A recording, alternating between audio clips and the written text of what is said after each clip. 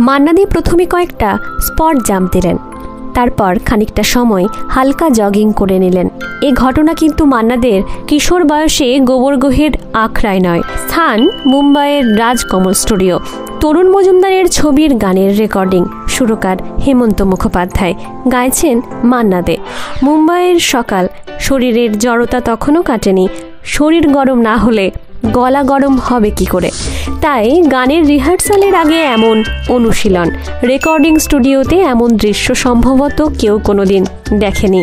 তাই তরুণ মজুমদার, হেমন্ত মুখোপাধ্যায় সমেত সমস্ত ইউনিট এই অভূতপূর্ব ঘটনার সাক্ষী ছিলেন। তরুণবাবুর ছবিতে বেশ কয়েকটি গান গেয়েছেন মান্না দে।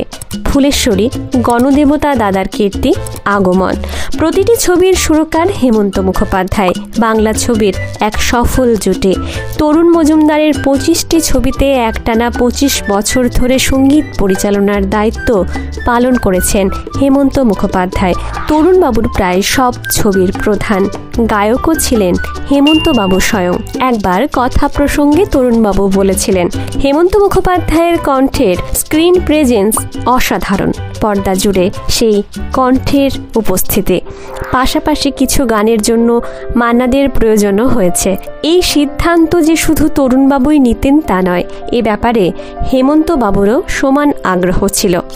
হেমন্ত মান্নার সঙ্গে কাজ করতে গিয়ে একটা বিষয় ভীষণভাবে আকৃষ্ট করে তরুণবাবুকে, দুজনের সম্পর্ক। হেমন্তবাবু যখনই ফোনে বলেছেন একটা গান গেয়ে দিতে হবে, শত ব্যস্ততার মধ্যেও মান্না দে কখনো না বলেননি।